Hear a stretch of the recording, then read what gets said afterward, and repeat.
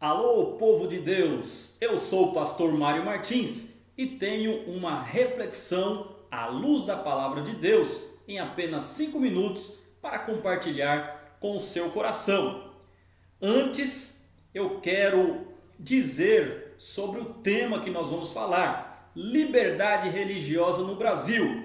E quero aproveitar a ocasião para agradecer à Associação Brasileira de Liberdade Religiosa e Cidadania, a ABLIRC, que me concedeu há alguns tempos atrás a medalha Paladino da Liberdade Religiosa no Brasil. Recebi essa bonita medalha, não é? Vocês estão vendo? Das mãos da deputada estadual Damares e do presidente da Associação Brasileira de Liberdade Religiosa no Brasil e Cidadania, a ABLIRC, o nosso querido Samuel. E essa medalha eu guardo com muito carinho. Essa medalha se chama Paladinos da Liberdade Religiosa no Brasil. Eu tenho então essa grata satisfação de ser considerado um dos paladinos da liberdade religiosa no Brasil. E por se tratar desse tema, eu gostaria de abordar em apenas 5 minutos o Instituto da Liberdade Religiosa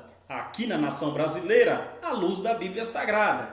Para isso, eu vos convido para que abram as vossas Bíblias na carta do apóstolo Paulo, em 2 Coríntios, capítulo de número 3 e o verso 17, que diz assim: Ora, o Senhor é Espírito, e onde está o Espírito do Senhor, aí há liberdade.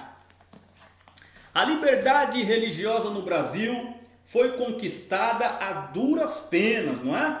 Nós sabemos, e os historiadores, eles relatam que o Brasil, a história do Brasil, passou por 4 grandes períodos, né? 4 grandes períodos: Brasil colonial, Brasil imperial, República Velha e a atual República. Aliás, eu estou até com a Constituição Federal da atual República aqui em mãos, porque no artigo 5º da atual Constituição, da nossa Carta Cidadã, lá no seu parágrafo 4º, né, diz assim,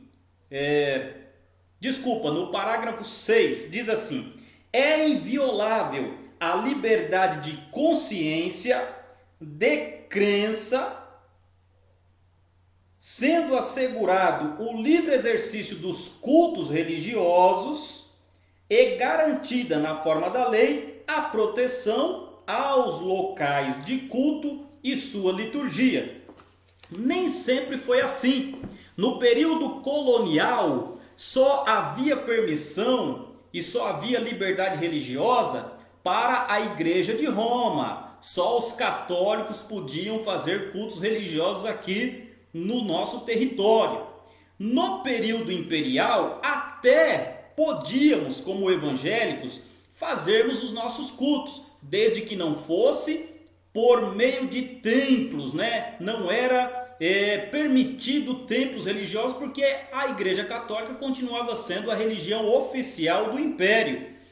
Já no período da República Velha, através de Rui Barbosa, senador da República, nós até conseguimos uma garantia de liberdade religiosa, mas havia muita perseguição ainda, principalmente aos evangélicos. Só através da atual Constituição Federal, não é? Através dessa Constituição que nós conseguimos, ela que garantiu uma vez por todas no seu artigo 5º e em outros artigos também a efetivação da liberdade religiosa no Brasil.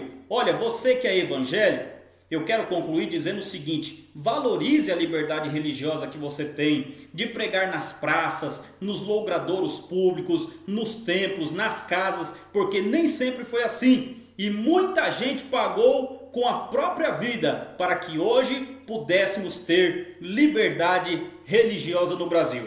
E é por isso que eu agradeço a ABLIRC por me considerar como pastor evangélico paladino da liberdade religiosa no Brasil. Deus abençoe, forte abraço, reflexão com o pastor Mário Martins em apenas 5 minutos.